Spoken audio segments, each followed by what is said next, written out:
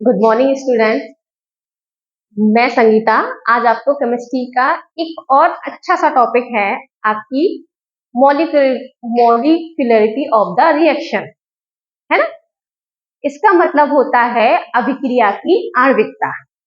छोटा सा टॉपिक है, लेकिन इससे आपका 2 नंबर का क्वेश्चन बन जाता है एमपी बोर्ड के एग्जाम में। ठीक है, तो हम अच्छे से पढ़ेंगे। फर्स्ट आप हेडिंग डालेंगे molecularity of the reaction. Hindi में इसका क्या है? अभिक्रिया की आणविकता। ठीक है, तो मॉलिक्यूलरिटी ऑफ द रिएक्शन ये होता क्या है? अब देखो, हमने पहले पढ़ चुके हैं कि ऑर्डर ऑफ द रिएक्शन मतलब आपका जो रेट है, जो आपका वेग है, वो उसको कैसे डिफाइन करते हैं हम लोग? K r to the power n, है ना। तो यहाँ पर एन आपका क्या है? एन आपका है ऑर्डर ऑफ द रिएक्शन, है ना। एन आपका क्या है? एन आपकी है अभिक्रिया की कोटि।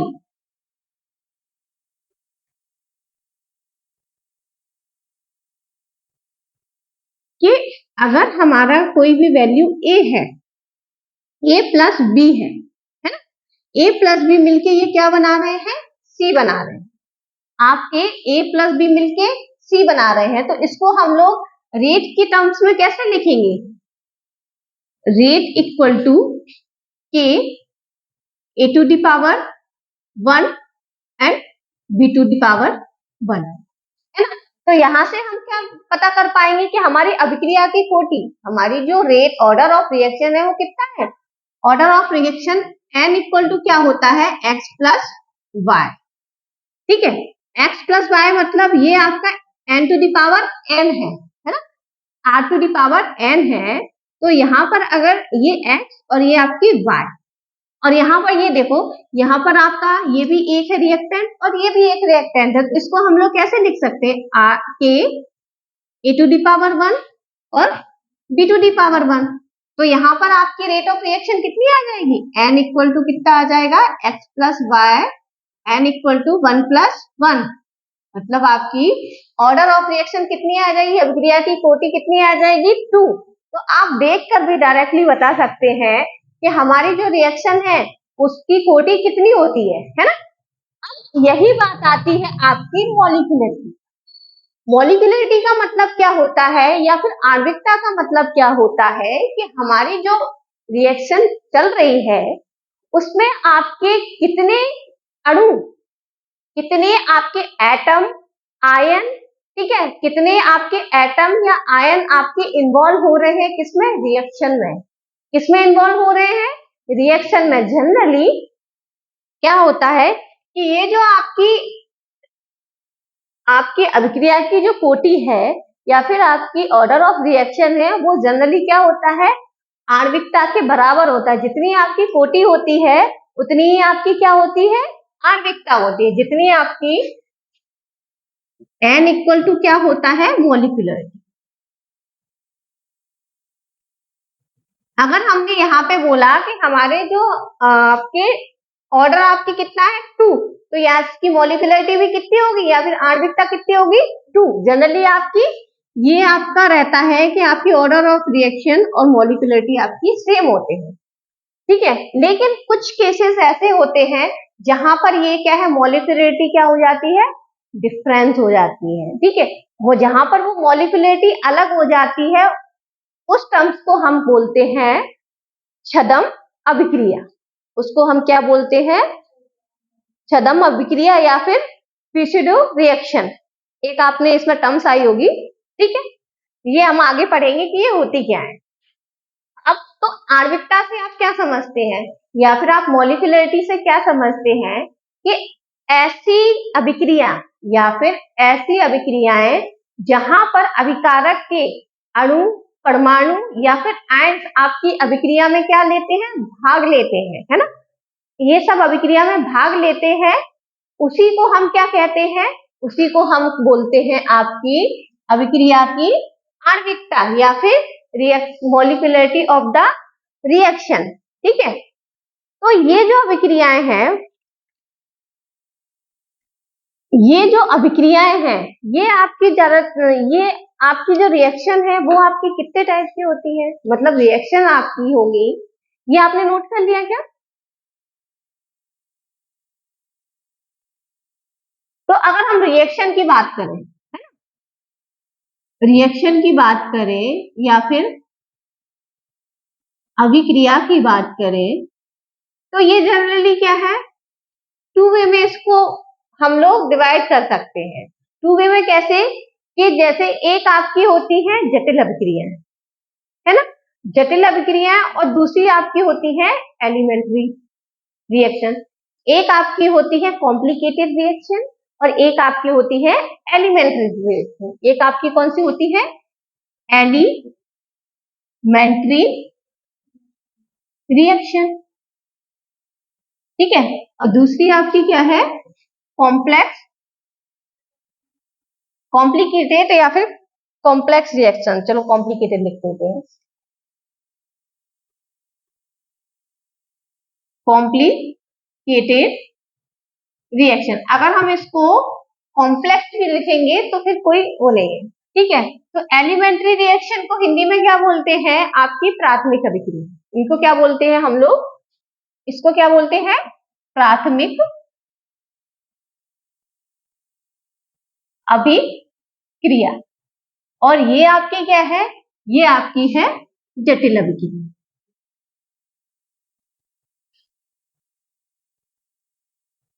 ठीक है, अब यहाँ पर जो आपकी प्राथमिक अभिक्रिया है या फिर आपकी एलिमेंट्री रिएक्शन है, इसको हम प्राइमरी रिएक्शन भी बोल सकते हैं। ठीक है, एलिमेंट्री रिएक्शन या फिर प्राइमरी रिएक्शन दोनों बोल सकते हैं।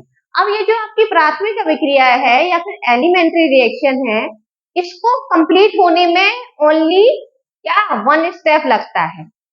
इनको क्या है, इनको पूर्ण होने में क्या लगता है, पूर्ण होने में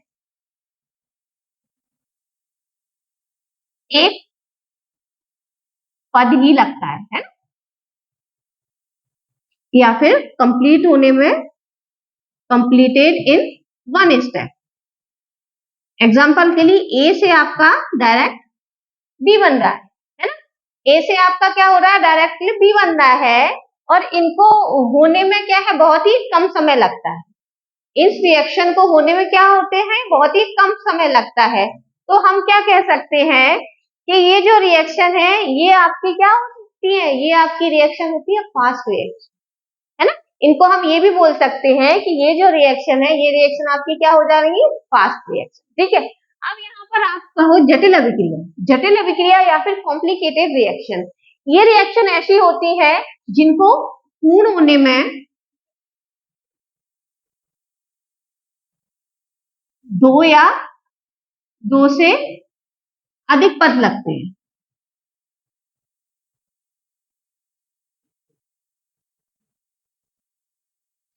मतलब more than two step for complete the reaction, है ना।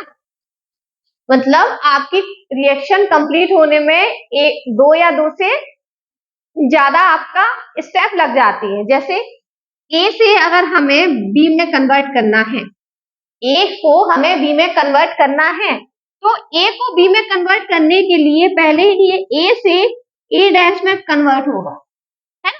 ए डैश से फिर ये किस में कन्वर्ट होगा, बी में। तो ये कितनी हुई, ये आपकी फर्स्ट स्टेप, फर्स्ट और सेकंड, दो या दो से ज्यादा स्टेप हो गई। ठीक है, तो ये जो स्टेप है, तो ये जो है, तो ये आपकी कौन सी रिएक्शन होती है, ये आपकी होती है स्लो रिएक्शन। ये आपकी कौन सी रिएक्शन होती है, ये आपकी होती है फास्ट रिएक्शन। ठीक, स्लो रिएक्शन और फास्ट रिएक्शन। ठीक है, लेकिन हम यहाँ पर अब जो हमारी कॉम्प्लिकेटेड रिएक्शन होती है, कॉम्प्लिकेटेड जो रिएक्शन होती है, देखो इनकी अगर ये जो आपकी एलिमेंट्री रिएक्शन है या फिर प्रथम पद की अभिक्रिया है, अगर इनकी हम रेट निकालेंगे या फिर वेग निकालेंगे, ये क्या हो जाएगा, ये आपका इजीली निकल जाएगा, इजीली फाइंड हो जाएगा। लेकिन हमें जो कॉम्प्लिकेटेड रिएक्शन है, इनका अगर हम रेट और वेग निकालेंगे तो इनको निकालने में क्या लगेगा, थोड़ा सा समय ज्यादा लगेगा। मतलब ये क्या है, कॉम्प्लिकेटेड है तो इनको समय क्या लगेगा, ज्यादा लगेगा। ये आपके नॉलेज के पॉइंट ऑफ व्यू से आपको पता होना चाहिए, क्योंकि आणविकता इन्हीं के ऊपर डिपेंड कर रही है ना। आणविकता किसके ऊपर डिपेंड कर रही है, इन्हीं के ऊपर डिपेंड कर रही है। आपके आणविकता का क्वेश्चन आएगा तो आपका 2 नंबर का क्वेश्चन आता है, या फिर आणविकता क्या होती है, ठीक है, और छद्म अभिक्रिया क्या होती है। आपके ये 2 नंबर के क्वेश्चन इनमें से एक ना एक आ ही जाता है, नहीं तो आते ही आते हैं, ठीक है। ये हो गया। नेक्स्ट स्लाइड पर जाऊं क्या?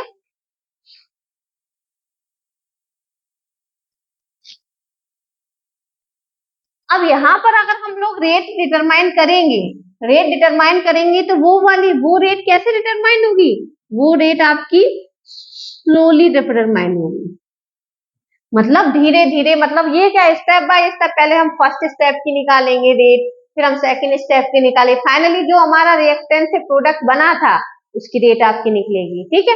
तो इसकी जो स्टेप रेट निकालेंगे वो आपकी क्या होती है, धीरे स्लोली होती है, ठीक है। अब आते हैं मेन आपका जो टॉपिक है, आपकी आणविकता या फिर आपकी मॉलिक्यूलरिटी, ठीक है। तो आणविकता क्या हो गई कि ऐसे कि आपकी प्राथमिक जो हमारी मॉलिक्यूलरिटी है, मॉलिक्यूलरिटी है, ये हमारी किसमें होती है, ये हमेशा आपकी प्राइमरी या फिर एलिमेंट्री रिएक्शंस में होती है, ठीक है। जो आपकी आणविकता है वो आपकी प्राथमिक अभिक्रिया में ही होती है, ठीक है। आणविकता आपकी किसमें होती है, प्राथमिक अभिक्रिया में होती है, ठीक है। तो आणविकता को हम कैसे डिफाइन कर सकते हैं कि किसी प्राथमिक अभिक्रिया में, किसी प्राथमिक अभिक्रिया में, अभी लिखवा दूंगी मैं, लिख रहे हो क्या, किसी प्राथमिक अभिक्रिया में भाग लेने वाले अभिकारक, जो आपकी प्राइमरी रिएक्शन है, प्राथमिक अभिक्रिया में भाग लेने वाले अभिकारक, है ना। या फिर अभिकारक में क्या क्या हो सकता है, अभिकारक में आपके ये आयंस भी हो सकते हैं, ठीक है, एटम भी हो सकते हैं, या फिर मॉलिक्यूल्स भी हो सकते हैं, अणु, परमाणु और आयन कुछ भी आपके हो सकते हैं, ठीक है। तो उनके एक दूसरे से संगठन करने पर, कि आपके देखो A प्लस बी आपने कोई अभिकारक लिया है, अगर ये रिएक्शन इन्वॉल्व होंगे, किसी भी अभिक्रिया में भाग लेंगे, तो क्या होंगे, इसके अणु और इसके अणु एक दूसरे से क्या करेंगे, कोलाइड करेंगे, मतलब एक दूसरे से टकराएंगे, टकराएंगे। अब ये जो एक दूसरे से इसके जो अणु टकरा रहे हैं, यही क्या कहलाती है, यही आपकी कहलाती है आणविकता, किसकी, अभिक्रिया की आणविकता। यही आपकी क्या कहलाती है, अभिक्रिया की आणविकता, या फिर मॉलिक्यूलरिटी ऑफ द रिएक्शन, ठीक है।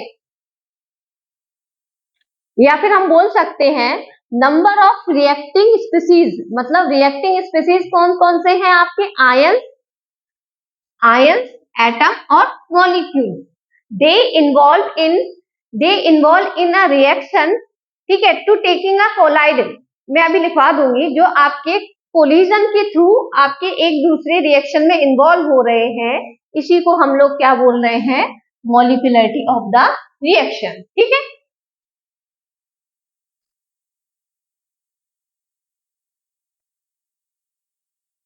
अब देखो यहां पर अगर हम आणविकता की बात करें, है ना, कि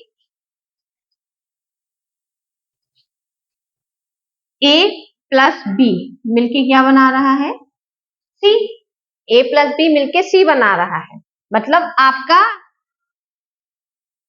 एक आयन और एक आयन, मतलब एक आयन ए का और एक आयन बी का मिलके आपको एक आयन क्या बना रहा है, सी बना, है ना। दोनों के एक एक आयन मिलके आपके एक आयन आपका क्या बना रहा है, सी बना रहे हैं। तो इसको देखकर हम क्या बता सकते हैं कि ये आपके रिएक्शन की अभिक्रिया की आणविकता कितनी होगी। कोई बताएगा अभिक्रिया की आणविकता यहाँ पे कितनी होगी? Y2। यहाँ पर आपके अभिकारक तो बेटा 2 हैं और दोनों ही आपकी रिएक्शन में इन्वॉल्व हो रहे हैं। तो दोनों रिएक्शन में इन्वॉल्व हो रहे हैं, दोनों की एक एक आयन इन्वॉल्व हो रहे हैं, तो यहाँ पर आणविकता कितनी होगी, 2। तो यहाँ पर आणविकता कितनी होगी,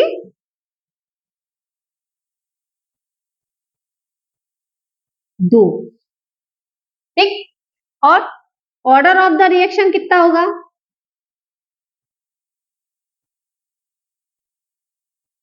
रेट हम लोग कैसे लिखते हैं,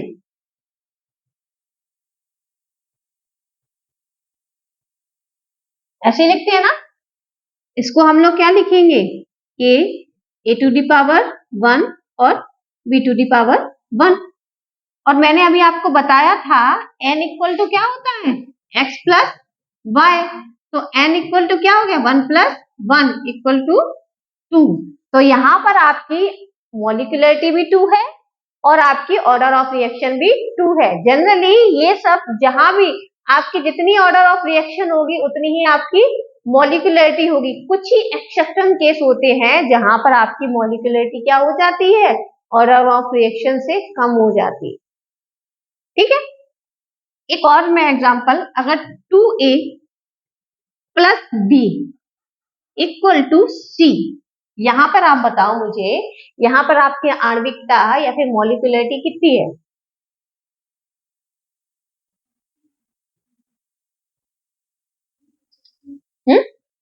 थ्री। मतलब दो आपके, दो आयंस या फिर दो एटम या फिर दो मॉलिक्यूल्स आपके किसके हैं, ए के हैं, है ना। और एक मॉलिक्यूल्स आपका किसका है, बी का है।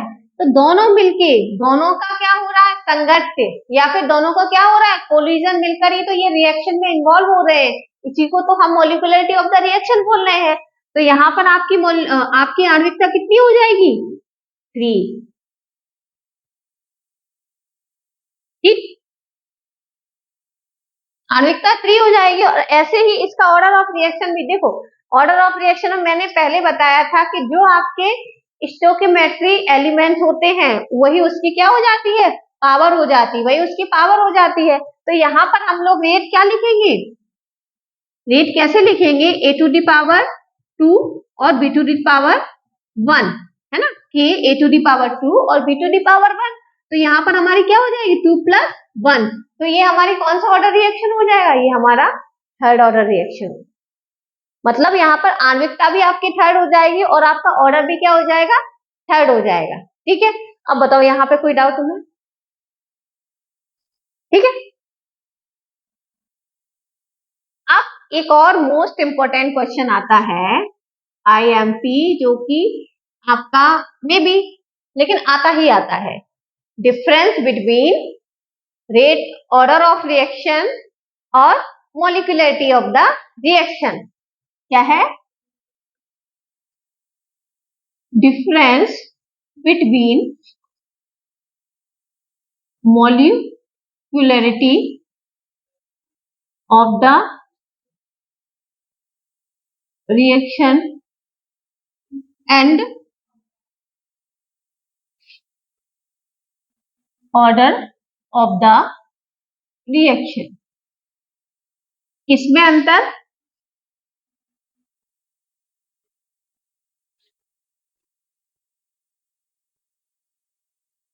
अभिक्रिया की आणविकता और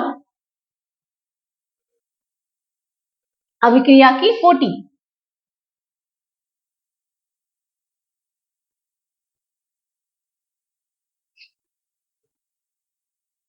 कोटि में अंतर। ठीक है, ये इंपॉर्टेंट क्वेश्चन। तो इतना हमने पढ़ लिया है, उससे आप एक आध पॉइंट तो मुझे बता ही सकते हैं।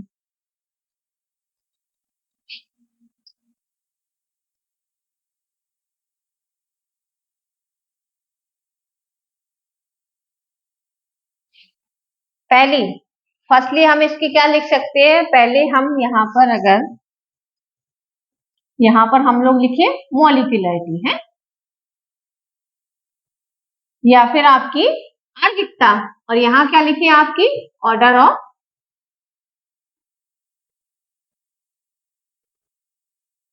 रिएक्शन। ठीक है, अब यहाँ पर फर्स्टली हम क्या लिख सकते हैं, इन दोनों की डेफिनेशन लिख सकते हैं कि मॉलिक्यूलरिटी की डेफिनेशन और आपकी ऑर्डर ऑफ रिएक्शन की डेफिनेशन। ठीक, दूसरा क्या हो सकता है, इन दोनों की डेफिनेशन हो गई। दूसरा हम क्या लिख सकते हैं कि मैंने आपको बताया था कि जो आपकी ऑर्डर ऑफ रिएक्शन होती है या फिर अभिक्रिया की जो कोटि होती है वो आपकी क्या होती है, एक्सपेरिमेंटल, मतलब प्रायोगिक। मतलब हम लोग उसको कैलकुलेट करके ही हम लोग अभिक्रिया की कोटि को बता सकते हैं, हम उसको डायरेक्टली नहीं बता सकते। तो यहाँ पे हम लोग क्या लिख सकते हैं, it is a experimental value. ठीक है, ये आपकी ये प्रायोगिक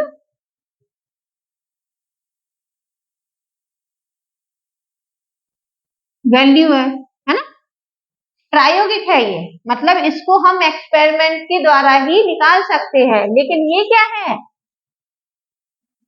इट इज अ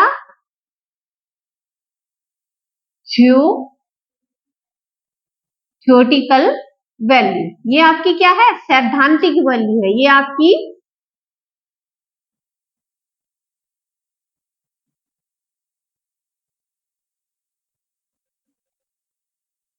ठीक है, क्योंकि आणविकता क्या है, आणविकता आपका एक सिद्धांत है जिसमें हमें पता है कि हमारे जो अभिकारक हैं या फिर रिएक्टेंट हैं उसके जो मॉलिक्यूल्स हैं वो आपस में क्या होंगे, संगठित होंगे या फिर आपस में कोलाइड करेंगे, तब वो रिएक्शन में इन्वॉल्व होंगे। तो ये आपकी क्या है, ये आपकी सैद्धांतिक वैल्यू है। ठीक है, और क्या हो सकता है, चलो सोचो, सोच के बताओ और क्या हो सकता है।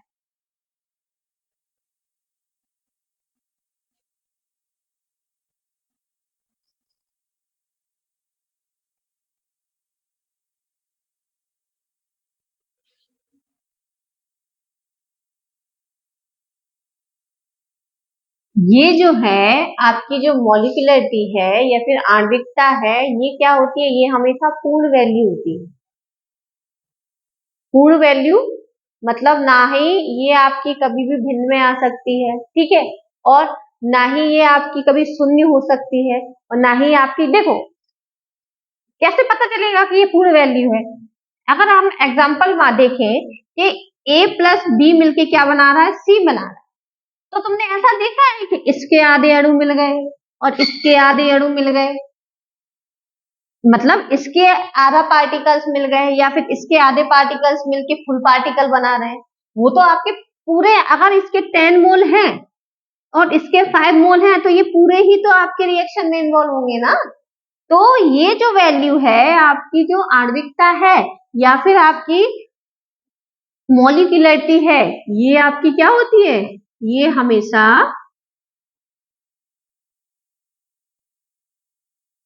पूर्ण संख्या होती है ना।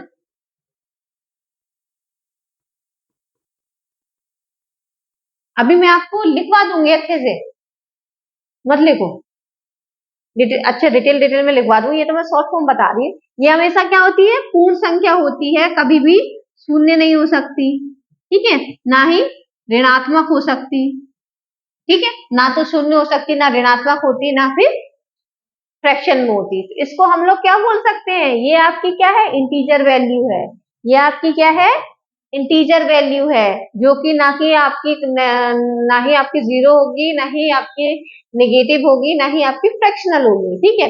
और इन केस ये आपकी क्या है, जो आपकी ऑर्डर है, ऑर्डर आपका हमेशा क्या होता है, ऑर्डर ऑफ रिएक्शन है, वो हमारी क्या है, वो हमारी वैल्यू आपकी शून्य में भी आ सकती है, ठीक है, या फिर आपकी ऋणात्मक भी हो सकती है, क्योंकि देखो a प्लस बी, ये अब जब ये तो आपके अभिक्रिया में भाग ही ले रहे हैं, तो ये आपके पहले माइनस थोड़ी ना होंगे, ये तो आपकी जो भी वैल्यू दी होगी उतने ही होंगे, ऐसा थोड़ी ना हो सकता है कि ये -10 हो जाए, है ना। तो आपकी जो आणविकता है वो कभी भी आपकी माइनस नहीं होगा, लेकिन आपकी ऑर्डर ऑफ रिएक्शन है ये आपकी माइनस में आ सकती है, ठीक है, ऑर्डर ऑफ रिएक्शन आपकी माइनस में भी आ सकती है, ठीक है। आपने, ठीक है, और आपकी क्या है, अभी हमने पढ़ा था कि हाफ लाइफ, हाफ लाइफ मतलब क्या है, उसकी अर्ध आयु, प्रथम कोटि की अभिक्रिया के लिए अर्ध आयु या फिर जीरो कोटि की अभिक्रिया के लिए अर्ध आयु, तो ये आपकी भिन्न में भी हो सकती है, ठीक है, और ये आपकी ऋणात्मक भी हो सकती है, ठीक। और हम क्या बोल सकते हैं कि आणविकता, जो हमारी आणविकता है, जो हमारी मॉलिक्यूलरिटी है, उसकी वैल्यू हमेशा लेस देन आपकी 3 होगी। आणविकता क्या होगी, आणविकता आपकी क्या होगी, लेस देन 3 होगी। आणविकता क्या होगी, हमेशा क्या होगी, 3 से लेस देन 3 होगी, ठीक है, मतलब आपकी मॉलिक्यूलरिटी हमेशा लेस देन 3 होगी, लेकिन आपकी जो ऑर्डर ऑफ रिएक्शन है वो आपकी क्या होगी, वो आपकी ज्यादा भी हो सकती है। देखो जीरो ऑर्डर रिएक्शन भी होती है, फर्स्ट ऑर्डर रिएक्शन भी होती है, सेकंड ऑर्डर रिएक्शन भी होती है, फोर्थ ऑर्डर रिएक्शन भी होती है, लेकिन आपके सिलेबस में वो जीरो फर्स्ट ऑर्डर रिएक्शन है, तो हम लोग वही पढ़ रहे हैं, ठीक है। तो ये आपकी क्या हो सकती है, ये आपकी हो सकती है, ठीक है। और क्या कह सकते हैं हम इसमें, डिफरेंस के केस में अगर हम बात करें कि ये जो आपकी मॉलिक्यूलरिटी है, मॉलिक्यूलरिटी आपकी क्या है, ये आपकी सिंगल स्टेप में कंप्लीट होने वाली रिएक्शन है, मॉलिक्यूलरिटी है, वो आपकी किसमें कंप्लीट होगी, एक ही पद में कंप्लीट होगी। लेकिन अगर हम ऑर्डर ऑफ रिएक्शन की बात करें, तो ऑर्डर ऑफ रिएक्शन निकालने के लिए हमें क्या है, जरूरी नहीं है कि ऑर्डर ऑफ रिएक्शन हमारी एक ही बार में निकल जाए, अगर हम उसको 2-3 स्टेप में भी करेंगे तब हमारी ऑर्डर ऑफ रिएक्शन निकलेगी। तो ये आपकी क्या है, ये आपकी मोर देन 2 स्टेप रिएक्शन के थ्रू हम लोग क्या निकाल सकते हैं, ऑर्डर ऑफ रिएक्शन को निकाल सकते हैं, मतलब एक या एक से ज्यादा, हम लोग 2 या 2 से ज्यादा आपकी अभिक्रियाएं स्टेप पद लेंगे तभी हमारी जो ऑर्डर ऑफ रिएक्शन वो क्या है, निकल सकती है। और मॉलिक्यूलरिटी को हम लोग क्या है, डायरेक्टली देखकर पहचान सकते हैं, लेकिन हम ऑर्डर ऑफ रिएक्शन को देखकर नहीं पहचान सकते, क्योंकि ये आपकी क्या होती है, ये आपकी एक्सपेरिमेंटल वैल्यू होती है, जिसे कि हमें हमेशा ही कैलकुलेट करके निकालना पड़ता है, ठीक है। इसमें कोई डाउट, कोई परेशानी, ठीक है। चलो आज के लिए इतना ही, ठीक है, धन्यवाद।